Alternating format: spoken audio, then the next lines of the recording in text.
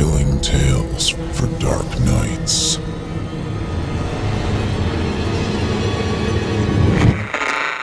Want to make sure you never miss a Chilling Tales for Dark Nights video again? Be sure to subscribe and hit that bell to turn on notifications. It's time to turn off the lights and turn on the dark. Chilling tales for dark nights.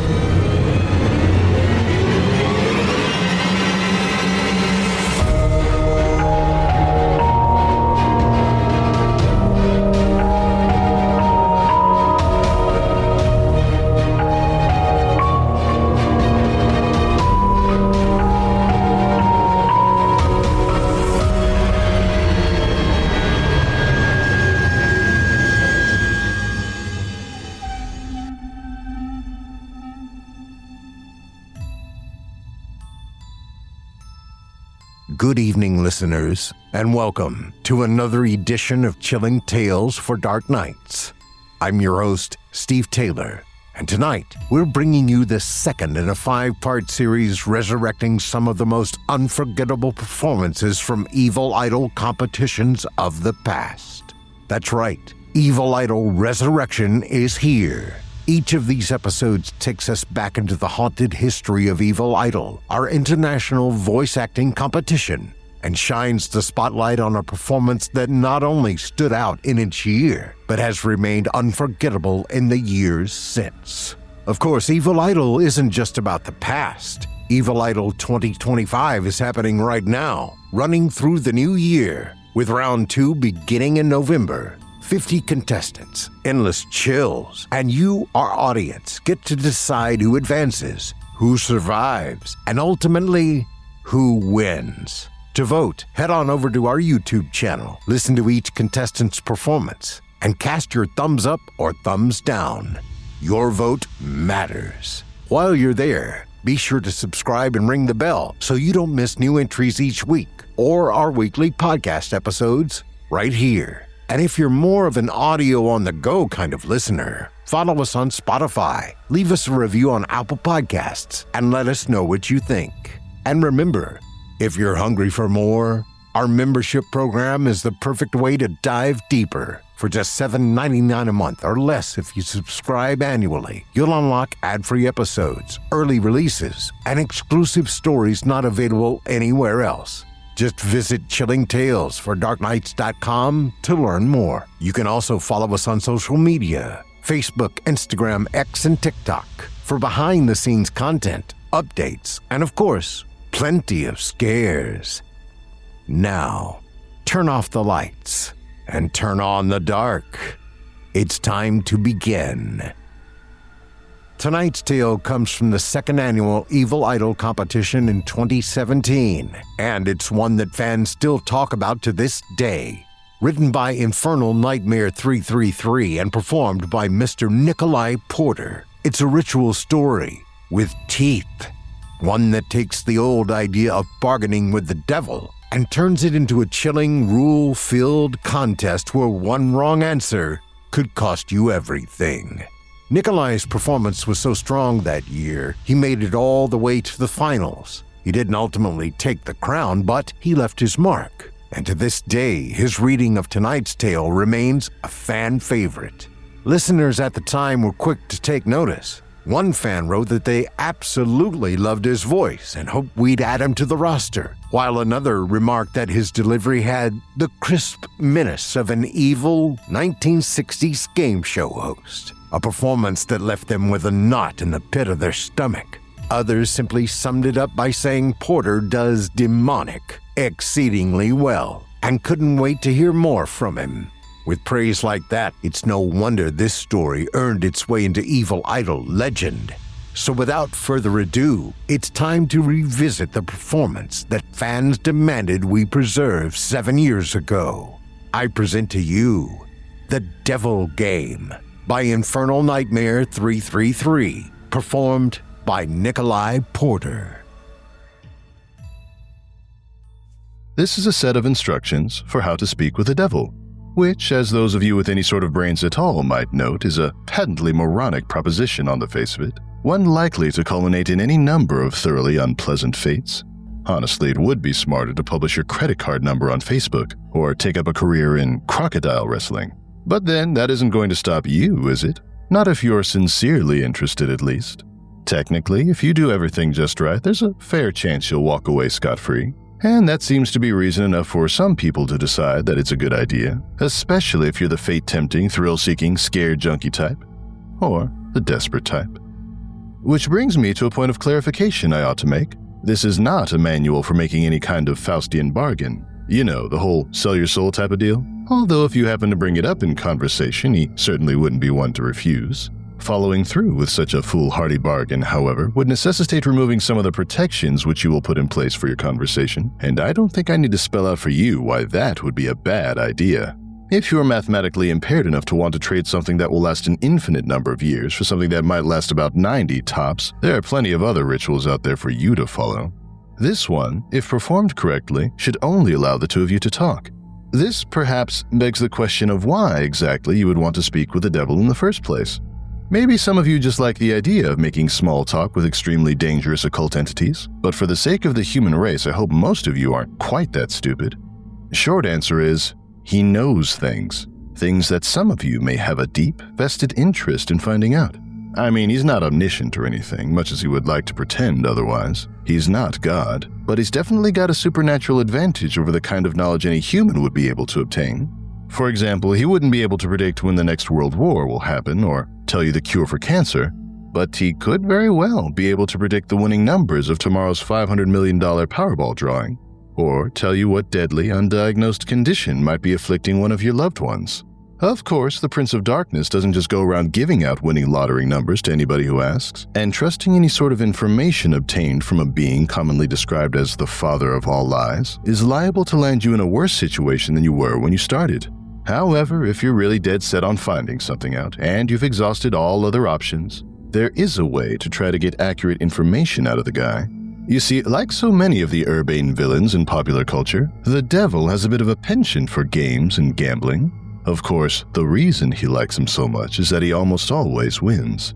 Unless you happen to be a fiddler named Johnny, or are being represented by Daniel Webster, you're probably going to get your ass handed to you. But if you're determined enough to want to face the risks and the long odds, there's a certain game the two of you could play to try to win the information you need. First things first, though. We'll start off with a description of the summoning process, then get into the rules of the game, some tips for how to play, and finally, of course, the inevitable litany of arcane shit that might go horribly wrong. In order to contact your conversational partner, you'll need to go to a church at midnight. It doesn't matter what kind of church, large or small, old or new, liberal or conservative, just as long as you're sure it will be empty. The last thing you want is for some preacher to walk in on you while you're in the middle of this, for the sake of the preacher's well-being as much as your own. The process will probably work best if you try it on a new moon, or a full moon, or Friday the 13th, or Halloween. The actual day is less important than the psychological effect it has on you. As long as you don't try it on Christmas Eve or something stupid like that, you should be fine. The time is important, though. You don't have to start or end your ritual at exactly 12 a.m. midnight Greenwich Atomic Time or anything. But as a general rule of thumb, you ought to show up a bit before midnight and have everything set up by no later than 10 or 15 after. Show up a lot before midnight if you don't know how you're getting in. Shockingly enough, most houses of God do tend to lock their doors at night, at least if there's no one to watch over them. And remember, we want it empty, got it? There are, of course, certain things you need to bring, and certain things you can't bring. For this ritual, you will need a full can of salt. You won't need to use all of it, but it's always better to have more than you need than to have less. 7 candles, red or white being preferable. Something to light the candles with. You would be shocked how often people forget this. Occult ritual or not, they aren't going to magically light themselves. A length of red string, rope, yarn, or thread. A full-length floor or wall mirror. Ideally, you'll want to find one of those already present in the church. They're a bit unwieldy to be lugging around with you during a break-in. However, if there really aren't any there, you'll have to bring your own. You might also find it useful to bring some markers, pencils, paper, a flashlight, and any sort of tools that might be necessary to secure your entrance into the church. You will not be permitted to bring any sort of electronic or timekeeping device. This includes all cell phones, smartphones, tablets, e-readers, MP3 players, PDAs, calculators, wristwatches, pocket watches, kitchen timers, hourglasses, etc., etc., etc. Seriously, it's worse than the SAT. If you're one of those people that has your smartphone practically wired into your brain, don't worry. You can bring those things with you to the church as long as you leave them outside the room in which you'll be doing the ritual. If you brought a flashlight, helpful for finding your way around without attracting unwanted attention, leave that outside too. Also, don't bring any sort of religious paraphernalia to protect you, especially if it pertains to the Abrahamic religions. And yes, if those gothy black cross earrings you're wearing are hanging right side up, they count. If you have any kind of holy symbols like that with you, the devil will simply refuse to show up. Don't worry, you're not going in totally unprotected. In fact, most of the supplies with you are not for any sort of devil summoning ritual, but for your own protection. Old superstitions and folk magic remedies to guard oneself from evil. From what I know of it, the effect's mostly based on the power of belief, so there are probably numerous other objects, artifacts, and procedures that would work just as well. If you'd like to risk being left helpless at the mercy of the devil in order to test that theory, feel free to experiment. However, for those of you without a psychotic death wish, I'd recommend sticking to the ritual as follows. Once you're sure you have all the right supplies with you, make your way into the church and find some place to set up. It can be anywhere, from the main sanctuary where the services are held, to a Sunday school classroom, to a walk-in supply closet, as long as you have a sufficient amount of open floor space and are certain not to be disturbed. Set up your mirror first. This is where the devil will appear when you summon him. As such, you mustn't complete the summoning until you've laid down certain wards around it. First, surround the mirror with an unbroken circle of salt. If the mirror is hanging on a wall or door, lay down a semicircle around it instead, making sure that the salt touches the wall at both ends. Then, wrap your red string around the mirror several times. The color red, especially red string, is symbolic of protection in the folklore of many cultures and religions. This is also why red candles are a good idea. Speaking of the candles, set them up around the outside of your circle of salt, spaced at relatively even intervals. No, you do not have to get out measuring tape and make it exactly perfect, but do at least try to make it look as though it was set up by someone old enough to be trusted with matches. Light the candles in a clockwise fashion, being careful not to disturb the salt. If you break the circle, you'll have to start all over again. Once all the candles are lit and burning strongly, your protective wards are complete. You are now ready to proceed to the actual summoning. To do so, you must first get the devil's attention and demonstrate your resolve by performing some sort of sacrilegious act in the holy space. Turning a crucifix or cross upside down is fairly conventional, but it's not the only option. For example, I know of a kid who once fulfilled this requirement by scribbling obnoxious graffiti all over a painting of Jesus hanging in his Sunday school classroom. The nice thing about turning a cross upside down is that once you've finished your encounter, assuming you survived it in one piece, you can just flip it right side up again and no one's the wiser, sidestepping the relatively minor but still irritating risk of having your Sunday school turn into a reenactment of the Spanish Inquisition for the next month and a half. After you've finished doing whatever offensive thing you decide on, shut all the doors to the room and turn off all the lights so that the space is lit only by the candles. Face the mirror and stare deeply into it, concentrating on your desired outcome. There are no incantations, no arcane strings of Latin that you have to recite. Just look into the mirror and wish as hard as you can for the devil to appear there. After a few moments of this, when you feel ready, close your eyes and count to 10. Then open them. If all has gone correctly, you will no longer see your reflection. You will be looking at the devil, or at least looking at the way the devil has chosen to appear to you. Chances are he won't look like your conventional red, horned demon with goat legs and a pitchfork, nor any other sort of terrible apparition. No point in scaring you off now. Better to lure you in, make you feel safe. To that end, he generally takes on the appearance of a fairly average, nondescript human being. If anything, he's prone to vanity and will lean towards the more attractive end of the spectrum. The only real frightening part of him will be his eyes. No matter how hard he tries, he can't hide the sinister gleam smoldering deep within them. The malevolent amusement and hunger, like the eyes of a spider contemplating a fly struggling in its web. They're supremely confident, those eyes, confident and without pity. Don't look into them too deeply, or you'll begin to feel helpless and paralyzed with dread, losing your hope and your will to fight. Since you'll probably be just standing there staring at him for a few moments, having on some level expected for the ritual to fail, he'll initiate the conversation by asking what it is you desire from him. If you can gather your wits enough to string together a coherent sentence, you should respond with something like, "I wish to challenge you in a game of question and response." Even if you don't get the words exactly right, he'll know what you mean, and he'll accept your request with a wide, predatory grin of anticipation. He's been playing this game for a long time, you see, and he's very good at it. Most humans, on the other hand, are very bad at it. This gives him a chance to, at the very least, thoroughly mess with your mind, and at most, well, we'll save that for the litany of shit that could go wrong. You'll have to play it very smart to avoid justifying his expectations. The general rules of the game are very simple, with a few caveats that can make things more complicated. He'll begin by asking you a question. He always initiates the game. It can be anything, from a piece of obscure trivia, to a riddle, to an extremely personal inquiry. Don't worry, you won't be immediately plunged into hell if you answer wrong or anything like that. As a matter of fact, he won't even tell you whether you've got the answer right or wrong. After you've answered his question, you get to ask one in return. Now, here's where the consequences of your response come in. If you answered his last question correctly, he will respond to your question as honestly and accurately as he is able. However, if you answered it incorrectly, he is free to lie to you as he sees fit. Perhaps you've asked him something you're better off not knowing. He'll tell you the truth about it anyway. More likely, he'll feed you the most insidious, damaging lie he can come up with. Either way, after he's responded, he'll ask you another question, and the process will repeat over and over until you decide to call it quits. Now, you may be sitting there thinking that it sounds fairly easy to get the information you need. All you have to do is wait for a question you can answer correctly, and then take that opportunity to ask him what you really want to know, ignoring everything else he's said. Well, it's not that simple. The devil will never give you an easy question, one that you can be completely sure of the answer to.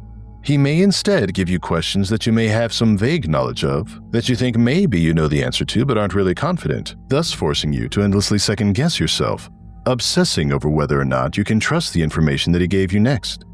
Perhaps you'll think what he said was a lie, wish it was a lie, but be eternally consumed by doubt, unable to fully convince yourself that you were wrong. Or perhaps you'll have to make a huge choice based on the information that he gave you, and be tormented by fear and indecisiveness as you realize that your fate, and perhaps that of others as well, rests entirely upon whether or not you were able to correctly recall some arcane piece of trivia that you don't even remember now. You'll never remember the exact questions the devil gave you, by the way. That would make it too easy for you to go back and check on your responses. Or maybe, instead of testing your knowledge, he'll ask you something personal, something you lie to even yourself about. You'll answer back to him, thinking maybe you've gotten the question correct. No, I don't resent my sister. Yes, I would turn the money into the police. But he'll know better. He'll know better than you do that you're lying, and he'll lie to you in return. And you'll believe him. You'll believe him until you are no longer able to deceive yourself. And by then, it might be too late. Or maybe he won't even give you a chance to get an accurate response at all. Maybe he'll just ask you endless strings of completely impossible questions, making you more and more frustrated and disheartened as you realize you'll never be able to force him to tell you the truth. Questions like, what was the exact height of Mount Everest in centimeters in the year 1666? Or, what is the airspeed velocity of an unladen swallow? Although, knowing his sense of humor, if he ever asked the latter, he might consider African or European a correct response. There are a couple ways to short-circuit this particular strategy, however. Additional rules and courses of action that might make the game more interesting, and prevent you from being stonewalled completely. Although, in all honesty, he probably wants you to try for one of those options anyway. The first is to ask him a riddle instead of a question. If you somehow manage to stump him, and he answers the riddle wrong or gives up, he'll be obligated to give you a truthful response to your next question. If he answers the riddle correctly, once again, don't worry, he won't pounce on you like a sphinx or drag you into hell.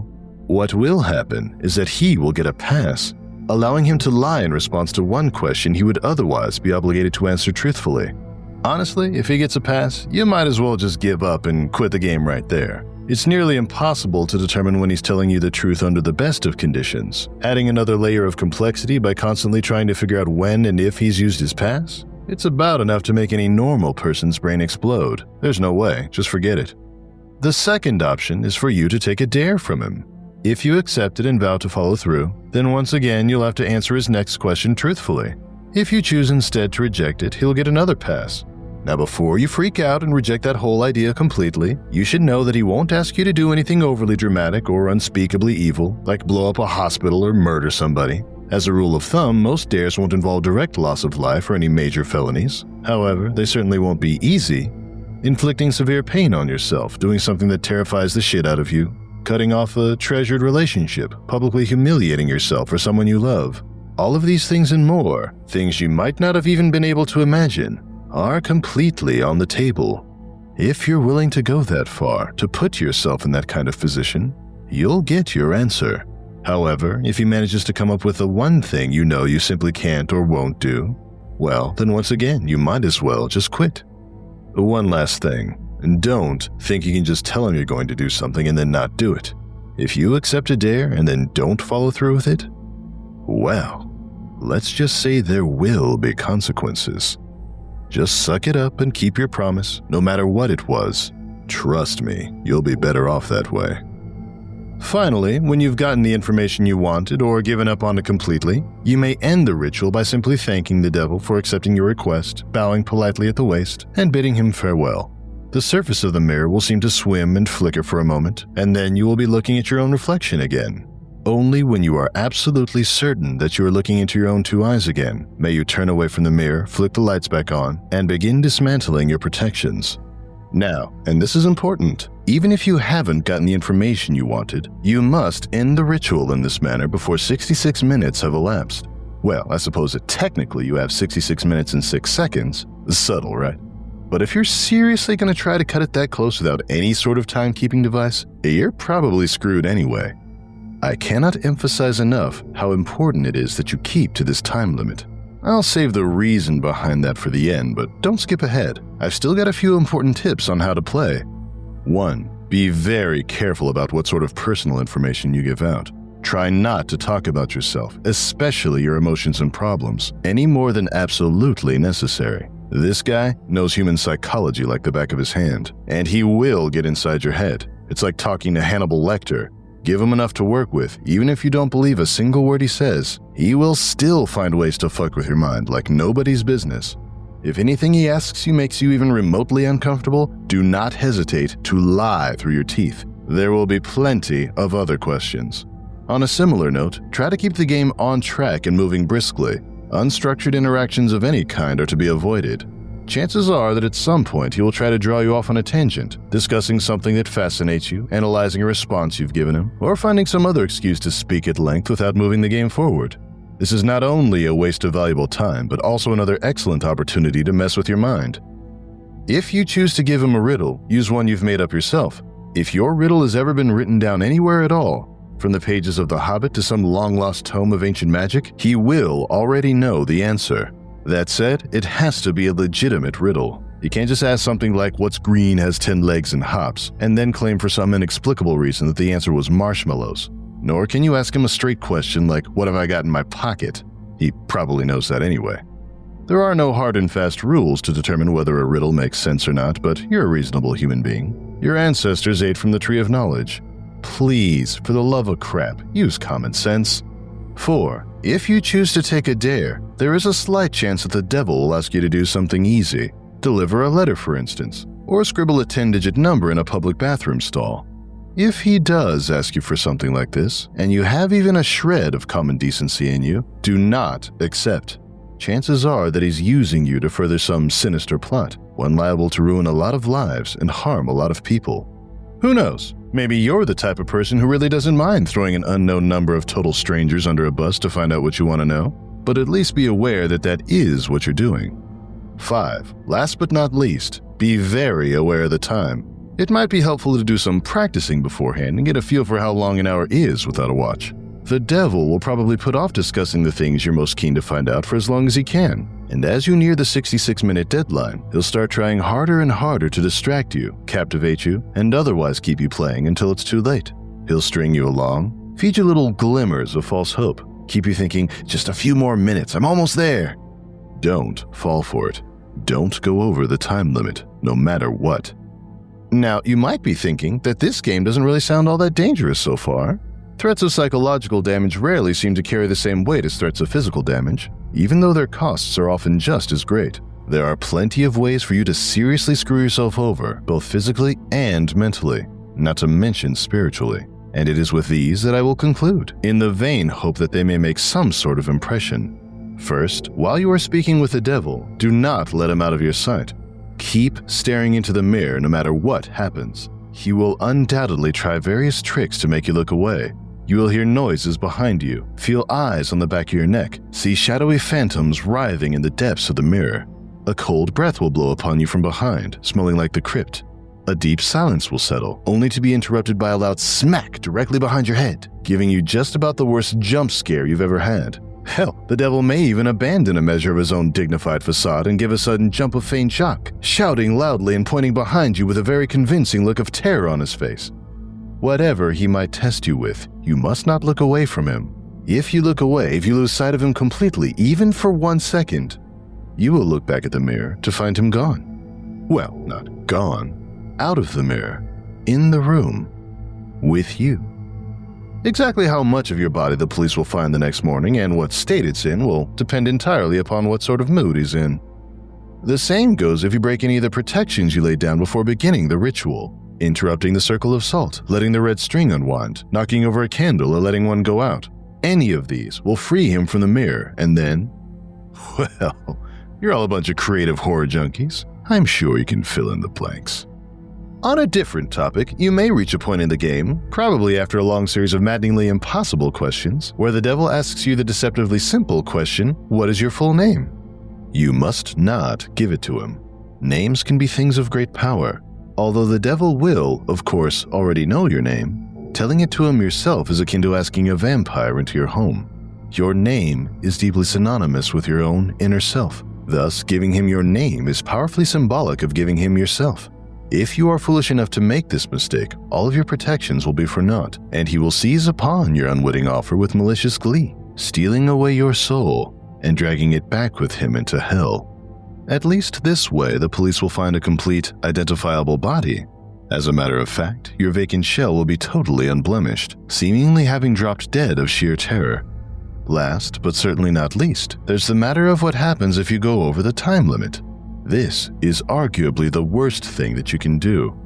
You won't think so at first. The devil will give you no indication that you have in fact exceeded the time limit, and you will conclude the ritual as if nothing had gone wrong. Perhaps as the devil's image in the mirror trembles and gives way, you'll see a particularly nasty, triumphant smirk flash across his face, but this will be easily dismissed as your imagination. You'll turn the lights back on, gather your belongings, and leave the room. But when you open the door, you will see nothing.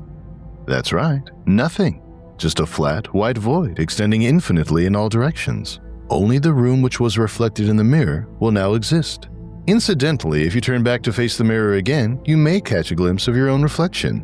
Perhaps it will even turn and favor you with a smirk and a cheeky wave before sweeping out the door into the perfectly normal church hallway outside. As you may have already figured out, you yourself are no longer in the church. Your soul is now trapped in the mirror, and the devil has taken liberty of possessing your body now that you are no longer using it. Pound on the glass and scream all you like, you'll never get out on your own, and no exorcist can help you. But don't worry, it's not like you're in hell, right? At least, not necessarily. What you have to understand, see, is that a human soul, stripped bare of its flesh, is a deeply volatile and vulnerable thing, especially when trapped in the land of the living. You are now an entity of purely mental properties, and as such, the barriers between what is real to you and what is imaginary have been completely dissolved. As you fill that reflected room with your anger, your sorrow, your fear at being trapped, these emotions will begin to coalesce, given form by your mind.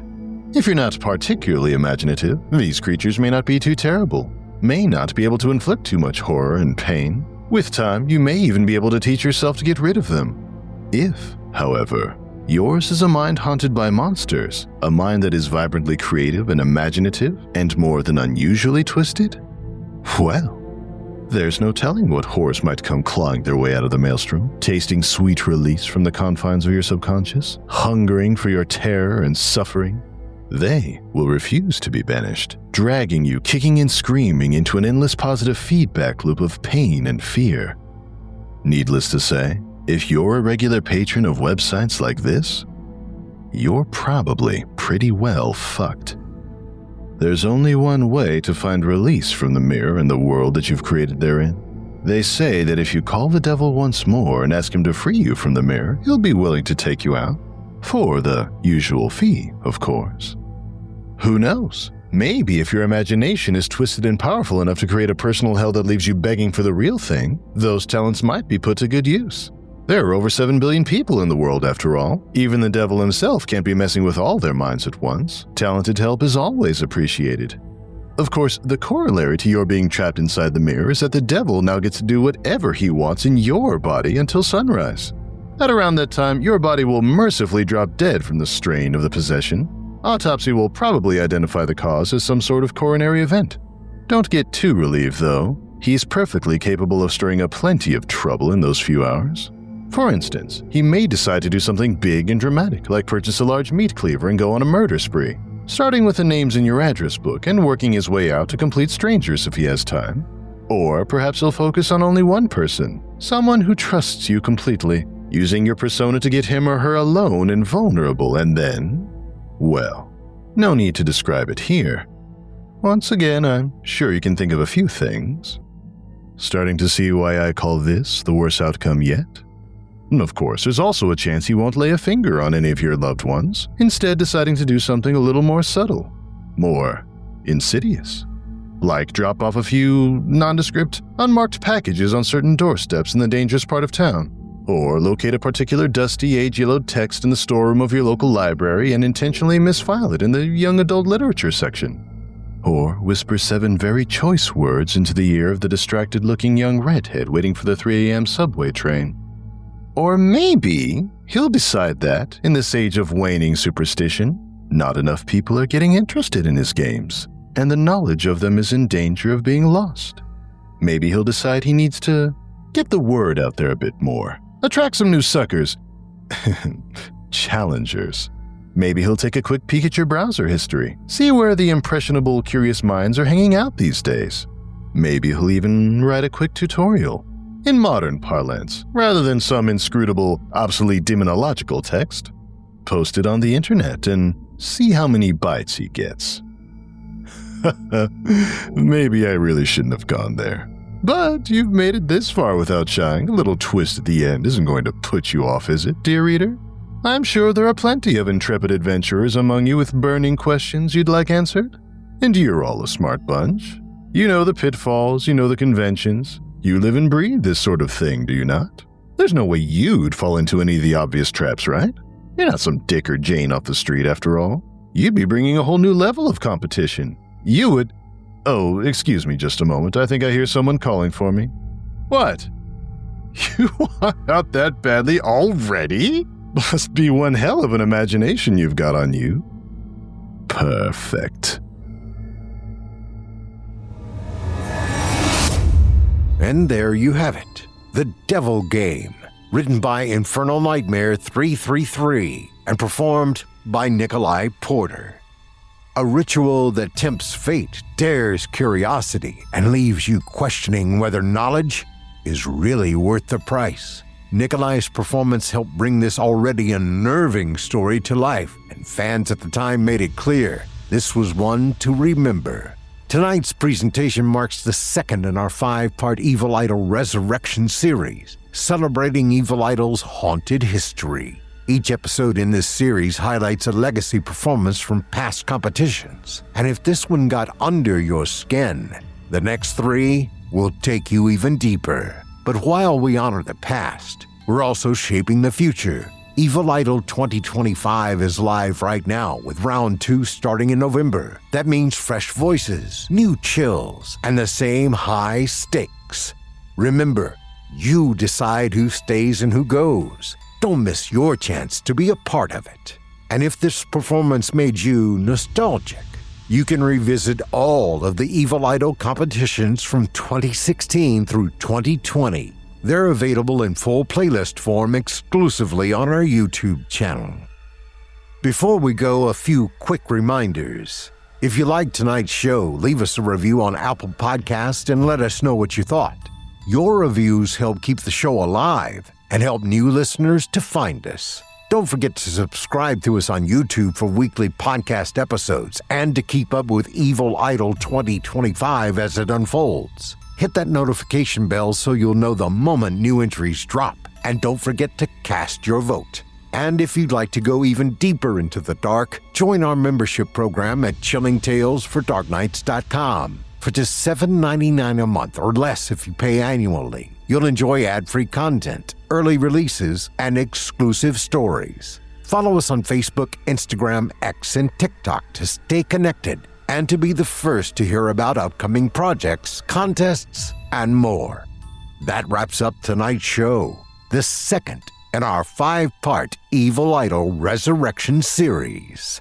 Sweet dreams, listeners. Sweet dreams. Chilling tales for dark nights.